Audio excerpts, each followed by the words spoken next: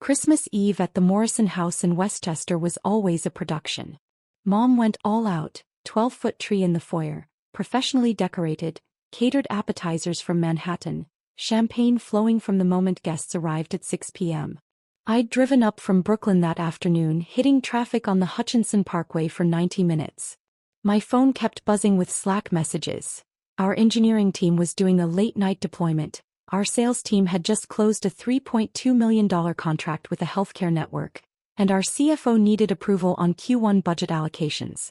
But none of that mattered as I pulled up to the house in my Honda CR-V. Not fancy. Not impressive. Just reliable. My brother Jake's BMW M5 was already there, gleaming in the driveway like a status symbol. So was Dad's Lexus and my sister Claire's Mercedes SUV. I grabbed my overnight bag and the wine I'd brought. A nice Napa Cab, $80, which I knew Mom would passive-aggressively comment on as thoughtful but modest, and headed inside. Rachel. Mom appeared in a red cocktail dress and heels. She looked me up and down with barely disguised disappointment. You wore jeans. I glanced at my outfit, dark jeans, a cream cashmere sweater and boots. Hi Mom. Merry Christmas. We have guests. The Andersons, the Chens, the Williamses. Couldn't you have worn something more festive?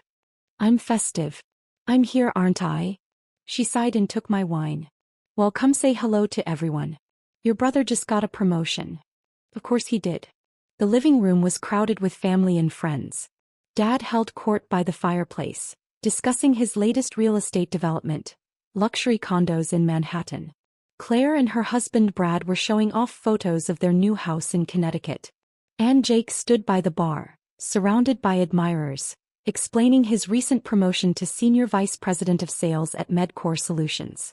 Rachel. Jake spotted me and waved me over. There she is. My baby sister.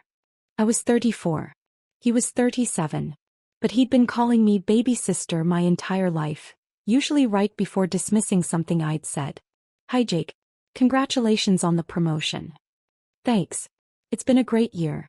Just closed a $47 million deal with a hospital network in Boston. Biggest contract in company history. He turned to his audience. Rachel here works in tech. Don't you, Rach? I do. What's it called again? Your little startup. Cloud Medics. Right. Cloud Medics. He said it the way someone might say, adorable. What do you guys do again? Some kind of medical software. We provide cloud-based infrastructure for healthcare data management and analytics. Interesting. So like what IT support? Not exactly. We help hospitals and medical practices securely store, analyze, and share patient data across their systems. We integrate with EHRs, imaging systems, lab results, billing. Sounds complicated, Mr. Anderson interrupted. Is there a market for that? There is. Healthcare data is incredibly fragmented. We help solve that problem. Jake laughed. Rachel's being modest. Her company is basically a hobby, right, Rach? You work from your apartment. I work from our office in Manhattan. You have an office? He seemed genuinely surprised. We do. Near Bryant Park. How many people work there? Like 5. More than that. 10. 15. He was grinning now, enjoying himself. Claire and Brad had joined the conversation along with several family friends. We have 380 employees, I said quietly. Jake blinked. 380? Yes. Doing what exactly? Engineering, sales, customer success, operations, finance. Standard company functions. He exchanged a look with Dad. And this is profitable? Yes. How profitable are we talking? Like break even? Making a few $100,000. I could have told him. Right then. I could have said we'd just closed $127 million in revenue, that we'd raised $240 million across 3 funding rounds, that our last valuation was $680 million, that we had 847 healthcare clients including 12 of the top 20 hospital networks in America. But I didn't. We're doing fine, I said instead. Jake laughed again. Fine. Cute. Look, Rach, I'm not trying to be mean. But your little online thing isn't a real business. Not like what I do. MedCore has 4,000 employees globally. We generate $2.3 billion in annual revenue. We're publicly traded. That's a real company. Jake, Mom said gently, I'm sure Rachel is doing her best. I'm not saying she's not. I'm just being honest. Most startups fail. It's statistics. Rachel's been doing this for 6 years now? If it hasn't taken off by now, it's probably not going to. No offense. None taken, I said, even though offense was definitely taken. Maybe it's time to think about getting a real job, Dad suggested. Jake's company is always hiring. I'm sure he could make some introductions. Medcore would love someone with your technical background, Jake agreed. We need people who understand healthcare IT. I could get you an interview. Probably start you at $120,000, $130,000. Good benefits. Stock options. Real career path. Everyone was nodding encouragingly. Like they were doing me a favor. Like I should be grateful. That's generous, I said carefully. But I'm happy where I am. Happy in your apartment working on your little online thing? Claire spoke up for the first time. Rachel, be realistic. You're 34. Don't you want stability? Benefits? A 401k? I have all of those things. Through your startup? Come on. Jake put his hand on my shoulder in what he probably thought was a brotherly gesture but felt condescending. Look, I get it. You're proud. You've put years into this. But sometimes you have to know when to fold. There's no shame in admitting something didn't work out and moving on. Your little online thing isn't a business, Brad added, trying to be helpful. It's a learning experience. A stepping stone. Time to take what you learned and apply it to a real career. The entire room was looking at me with pity. Poor Rachel. Still playing entrepreneur at 34. Still pretending her little hobby was a real company. I set down my wine glass. I need some air. I walked out to the back patio and stood in the cold December night, breathing slowly. My phone buzzed. A Slack message from my COO David Martinez. David, deployment successful. 0 downtime. The engineering team crushed it. Me, excellent. Tell them great work. David, how's the family thing? Me, about as expected. David, they still think you're unemployed?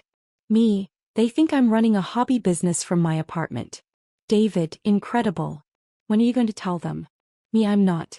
Let them figure it out on their own. David, you're evil. I love it. I went back inside after 20 minutes. The party had moved on to other topics. Nobody asked where I'd been. The thing is, they had good reason to be skeptical 6 years ago. In 2019, I'd quit my job as a healthcare consultant at Deloitte to start CloudMedics. Everyone thought I was insane. I'd had a 6-figure salary, partnership track, excellent benefits. And I'd walked away to solve a problem that most people didn't even know existed. Healthcare data was a nightmare. Hospitals had separate systems for patient records, imaging, lab results, billing. Nothing talked to anything else. Doctors wasted hours trying to find information. Patients' records were incomplete. Billing was a disaster. I'd seen it firsthand during my consulting work. And I knew there had to be a better way. The first year was brutal. I burned through $90,000 in savings. I lived on rice and beans. I taught myself cloud architecture and healthcare compliance regulations. I worked 18-hour days building a platform that nobody wanted yet. CloudMedics launched in 2020 with one client, a small medical practice in Queens that owed me a favor. We managed their data for $500 a month. Then COVID hit. Suddenly, every healthcare provider in America needed better data systems. Telemedicine exploded. Remote patient monitoring became critical. Data sharing across systems wasn't optional anymore. It was survival. CloudMedics was perfectly positioned. We had the technology, the compliance, the infrastructure. And we could deploy fast. By the end of 2020, we had 47 clients and $2.3 million in revenue. By 2021, we had 230 clients and $23 million in revenue. By 2022, we'd hit 520 clients, raised $85 million in Series B funding, and generated $67 million in revenue. This year, 2025, we had 847 clients, 380 employees, and $127 million in annual revenue. Our Series C round had valued us at $680 million. But my family had no idea. They'd seen my modest apartment in Brooklyn, which I owned outright mortgage-free, but they didn't know that. They'd seen my sensible car, paid cash. They'd seen my casual clothes, comfortable and practical. And they'd decided I was failing. I'd stopped correcting them around year 3. What was the point? They weren't asking real questions. They were making judgments based on appearances. And honestly, part of me wanted to see how long it would take them to notice. To show genuine curiosity. To care enough to ask about my work beyond, how's the computer thing going? 6 years. The answer was 6 years and they still didn't care. 3 weeks after Christmas on a Wednesday afternoon, I was in my office reviewing our Q1 sales pipeline. We had 17 deals in late-stage negotiations, including 3 enterprise contracts worth $10+ million each. My office was on the 23rd floor of our Midtown Manhattan headquarters. Floor-to-ceiling windows overlooking Bryant Park. Modern furniture, dual monitors, walls covered with patents, industry awards and framed articles from HITN News, Modern Healthcare and Forbes about CloudMedics's rapid growth. My assistant Jennifer knocked on my open door. "Rachel, your 3 p.m. is here. Robert Chin from MedCore Solutions." I looked up from my laptop. MedCore? Yes. He's their executive VP of Strategic Partnerships. He's been trying to get a meeting with you for 6 months. This is his 3rd attempt. Jake's company. Did he say what he wants to discuss? Partnership opportunities. He mentioned something about integrating their medical devices with our data platform. I smiled slowly. "Show him in." Jennifer left and returned 30 seconds later with a man in his mid-50s, wearing an expensive suit and carrying a leather portfolio. He was already talking as he entered. "Ms. Morrison, thank you so much for finally agreeing to meet. I know your schedule is." He stopped mid-sentence. He'd just seen my face. The color drained from his cheeks. "Mr. Chin," I said calmly. "Please have a seat." He stood frozen in the doorway, his mouth slightly open. You're Rachel Morrison?" "I am. And you're Jake Morrison's boss, correct?" Yes. I'm the Executive Vice President of Strategic Partnerships at MedCore Solutions. Jake reports to me." "I know. He mentioned his promotion at Christmas. Congratulations on the Boston deal, by the way. $47 million. Impressive." Robert Chen's hands were visibly shaking as he walked to the chair across from my desk and sat down stiffly. He set his portfolio on his lap but didn't open it. "Jake is your brother," he said slowly, like he was processing information in real time. "He is. And you're the CEO of CloudMedics." "Founder and CEO, yes." "Jake never mentioned. I had no idea you were related." "Jake doesn't know what I do. None of my family does, really. They think I run a small hobby business from my apartment." Robert Chin blinked several times. "A hobby business. That's what they call it. My little online thing." He opened his mouth. Closed it. Opened it again. "Ms. Morrison, Rachel, I need to apologize. At our office, Jake talks about his family occasionally. He mentioned he had a sister who plays entrepreneur with some tech startup. He made it sound like you were struggling. Like it was a side project that hadn't worked out. He thinks that because I let him think that." "Why?" "Because he never asked what I actually do. None of them did. They saw how I dressed, where I lived, what I drove, and decided I was failing. They never bothered to Google my name or my company. They just assumed." Robert Chin ran his hand through his hair. "Oh my God. Jake has no idea that CloudMedics is worth $680 million? No, he doesn't. I don't even know what to say. We've been trying to partner with CloudMedics for over a year. We see you as the future of healthcare data integration. We wanted to discuss embedding our device data directly into your platform. It would be huge for both companies." "I'm aware. I've read your proposals. All 3 of them. And I've been considering it. Your medical device technology is excellent. Your market reach is impressive. A partnership could work." "Could work," he repeated. "Not will work. I need to be sure any partnership serves CloudMedics's mission and our clients' needs. That comes before everything else." "Of course. Absolutely." He finally opened his portfolio and pulled out a presentation deck. I prepared a full proposal. Market analysis, integration specs, revenue projections. "Mr. Chin, before we discuss business, I need to address something." He looked up. Yes. Jake can't know about this meeting. Not yet. What?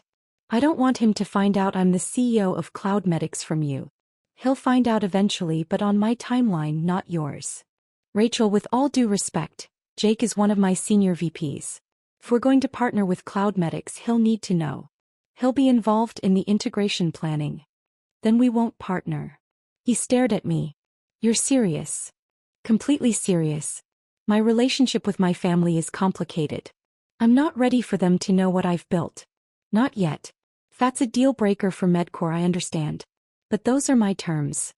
Robert Chin sat back in his chair, processing. How long do you need? I don't know. Maybe a few months. Maybe longer. Rachel, I've been chasing this partnership for over a year. Cloudmedics is the crown jewel of healthcare data platforms. If we integrate with you, it transforms our business model. I can't wait indefinitely. I'm not asking you to wait indefinitely. I'm asking you to be patient while I figure out how to handle this situation. And if I agree, if I keep this quiet from Jake and the rest of Medcore's leadership, then we can discuss partnership terms. Not a guarantee, but a real conversation. He drummed his fingers on the portfolio, thinking, I need something in return. Such as a timeline. I need to know when you're going to tell your family, because eventually this will come out. And when it does, I need to know Medcore won't be caught in the middle of family drama. Fair enough. I'll tell them by April 1st. That gives me 3 months. And if we move forward with a partnership, Jake will need to recuse himself from the Cloudmedics integration team. Conflict of interest. I'd prefer that. Robert Chin extended his hand. Deal. I'll keep this quiet until April 1st. In exchange, you'll give serious consideration to our partnership proposal. I shook his hand. Deal. He smiled for the first time since entering my office. Your brother has no idea what's about to hit him, does he? Not even remotely.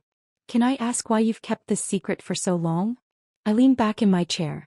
Because I wanted to see if anyone in my family cared enough to actually ask about my work. To show genuine interest.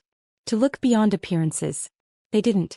And that told me everything I needed to know about what they value. That's harsh. Maybe.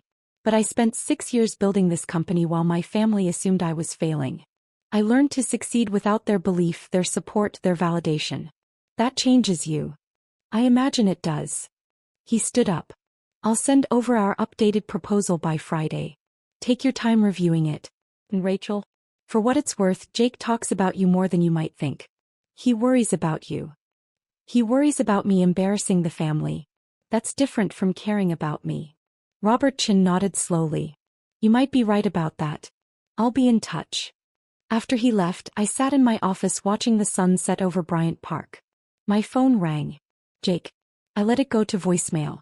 The next morning, Jennifer knocked on my door again. Rachel, your brother is in the lobby. He doesn't have an appointment, but he's insisting he needs to see you. Jake is here. Yes. He looks upset. I glanced at my calendar. I had a board meeting in an hour, but I could spare 15 minutes. Send him up. Jake appeared 5 minutes later, looking disheveled. His tie was loose, his hair messy. He walked into my office and stopped dead when he saw the space. What the hell is this? He asked. My office. Please, sit down. Your office. He was looking around like he'd entered another dimension. At the windows, the furniture, the awards on the walls. This is your office. Jake. This is where I work. This is. He picked up an award from my credenza. Modern Healthcare Innovation Leader of the Year, 2024? You won this. Cloudmedics won it. I accepted on behalf of the company. He set it down carefully and picked up another. Forbes 30 Under 30 Healthcare Technology 2021. You were in Forbes. I was. He found a framed article on the wall. TechCrunch. Cloudmedics raises $240 million Series C at $680 million valuation. He read it out loud, his voice getting higher. The company, led by founder and CEO Rachel Morrison, has grown from a one-person operation to 380 employees and $127 million in annual revenue in just 6 years. He turned to face me. What the fuck, Rachel? Language. Don't do that. Don't act calm. He was breathing hard. My boss just called me into his office. Robertson. My fucking boss. He told me he met with you yesterday. He said you're the CEO of CloudMedics. He said you've been the CEO this entire time. He said our company has been trying to partner with your company for a year. All true. Why didn't you tell us? You never asked. That's bullshit. We asked about your work all the time. You asked if I had a job. You asked when I was going to get a real career. You made fun of my little online thing. You offered to get me an entry-level position at your company. That's not asking about my work, Jake. That's dismissing it. He ran his hands through his hair. At Christmas I said, oh God, I said your startup wasn't a real business. You did. In front of everyone. Yes. And you just let me. I did. Why? I stood up and walked to the window. Because I wanted to see if you cared enough to look. To ask one real question about what I was building. To show actual interest in my life instead of judging it based on appearances. We cared. We were worried about you. You were embarrassed by me. There's a difference. That's not fair. I turned to face him. Jake, you work in healthcare technology sales. CloudMedics is one of the biggest names in healthcare data platforms. We've been in the news constantly for the past 3 years. We've won awards. We've raised hundreds of millions in funding. We're your industry. And you had no idea I founded the company. That's not caring. That's not even basic curiosity. He sat down heavily in the chair across from my desk. Oh my God. Christmas I offered to get you a job. At MedCore. At $120,000 a year. You did. And your company is worth $680 million. As of our last funding round, yes. How much do you own? 63%. He did the math in his head, his face going pale. That's over $400 million. On paper. I can't exactly spend it. Still. He looked up at me. You're worth over $400 million and I offered to help you get an entry-level job. Senior level, actually. You said $120,000 to $130,000. That's not entry-level. Don't joke about this. I'm not joking. I'm pointing out how absurd the situation is. You assumed I was failing without knowing a single fact about my company. About my revenue, my clients, my employees, my growth. You just decided I was pathetic and treated me accordingly. I never said you were pathetic. You said my work wasn't a real business. You said most startups fail and it was time to give up. You said I was still playing entrepreneur at 34. What's the difference? Jake covered his face with his hands. I'm such an asshole. You are. But you're not alone. The entire family thinks the same thing. Does Mom know? Dad? No. They think I run a hobby business from my apartment just like you do. When are you going to tell them? Eventually. When I'm ready. Rachel, this is huge. You can't keep this secret forever. I can keep it as long as I want. It's my company, my success, my choice. He looked at me with something like desperation. What can I do? How do I fix this? You can start by actually asking about my work. Real questions. Not judgmental comments disguised as concern.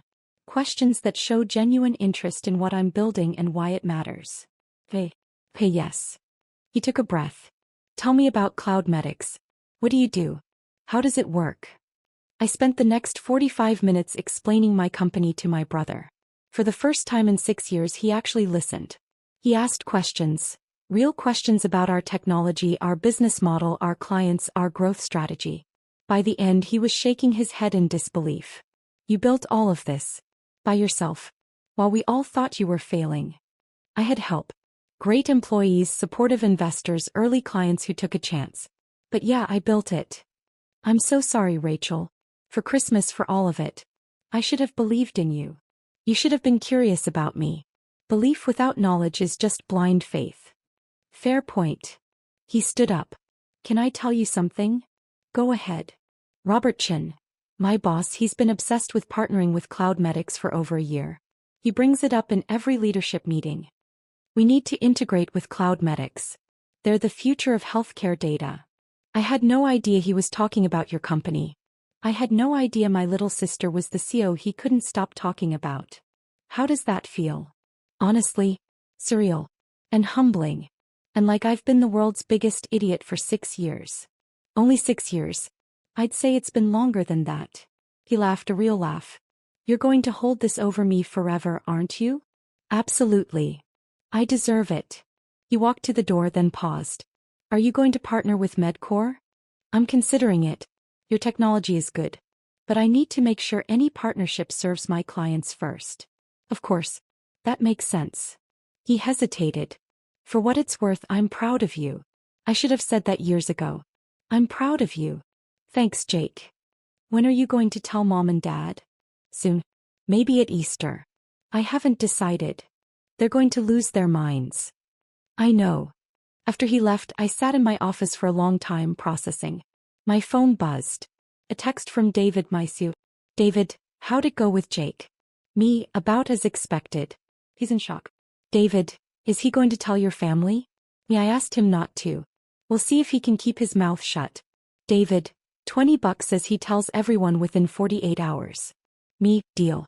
I think he'll last at least a week. Jake lasted 3 days. On Saturday morning my phone started blowing up. Mom, Dad, Claire. Everyone calling at once. I let them all go to voicemail. Finally Mom left a message. Rachel Marie Morrison, Jake told us everything. About your company, about your office, about your valuation. Why didn't you tell us? Call me back immediately. I called David instead. You owe me $20, he said immediately. Yeah. Jake cracked. 3 days. I'm actually impressed he lasted that long. What should I do? About what? My family. They all know now. So, let them process it. You don't owe them an immediate explanation. They're going to want to talk. Of course they are.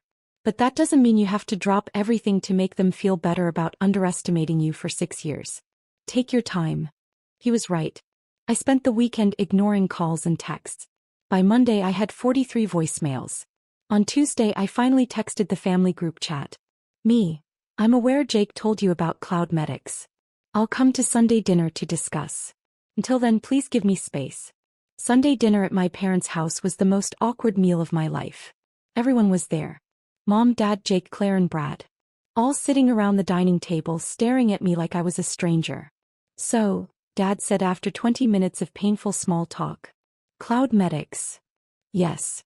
$680 million valuation. That was our Series C round, yes. You own 63%. I do. That makes your stake worth roughly $428 million. On paper. I can't access that money unless we have a liquidity event. Mom set down her fork. Why didn't you tell us? You never asked. That's not an answer.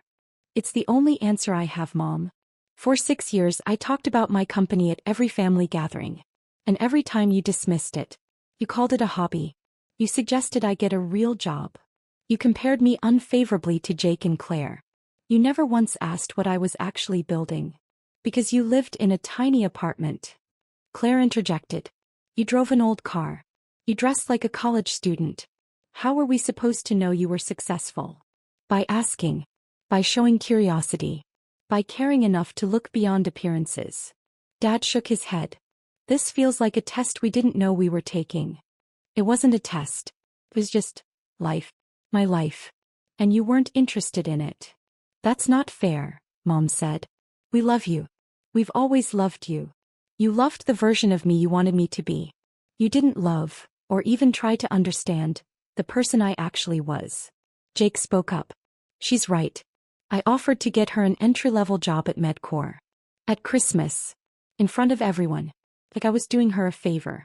I'm the senior VP of sales at her company's potential partner, and I didn't even know she existed.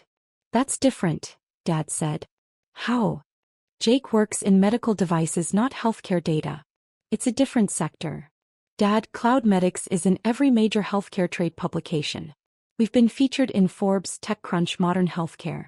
Rachel won Healthcare Innovation Leader of the Year. If I'd cared enough to pay attention to my own industry, I would have known who she was. The table went silent. So what happens now? Claire asked quietly. Now. I looked around at my family. Now you know the truth. I built something extraordinary while you all assumed I was failing. That changes our relationship.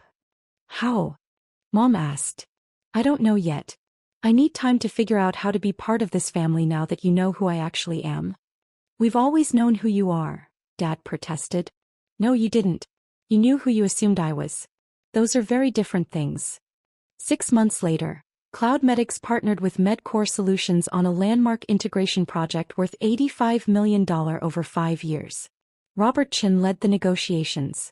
Jake recused himself from the project due to conflict of interest. The partnership was announced in the Wall Street Journal. The article mentioned that I was Jake Morrison's sister, a detail that apparently shocked several people in the healthcare tech industry who knew us both. My family and I are still rebuilding. Slow, awkward work. Mom asks about the company now. Real questions about our technology and our clients. Dad reads every article about CloudMedix and sends me thoughtful emails. Claire and I have coffee once a month where we actually talk, not just exchange pleasantries. Jake became my biggest advocate. He tells everyone at MedCore about his genius CEO sister. It's a little much, but I appreciate the enthusiasm. Last month, Forbes ran a profile on me, the healthcare tech CEO who built a $680 million company in silence. They interviewed my family. Jake said, I underestimated my sister for years. That's my biggest regret. She taught me that quiet competence builds empires. Mom said, we didn't see what was right in front of us. We won't make that mistake again. Dad said, my daughter succeeded despite us, not because of us. That's something I have to live with. I framed all 3 quotes. Not because I needed their validation, I'd stopped needing that years ago. But because they were finally telling the truth. And truth, even delayed, is worth celebrating.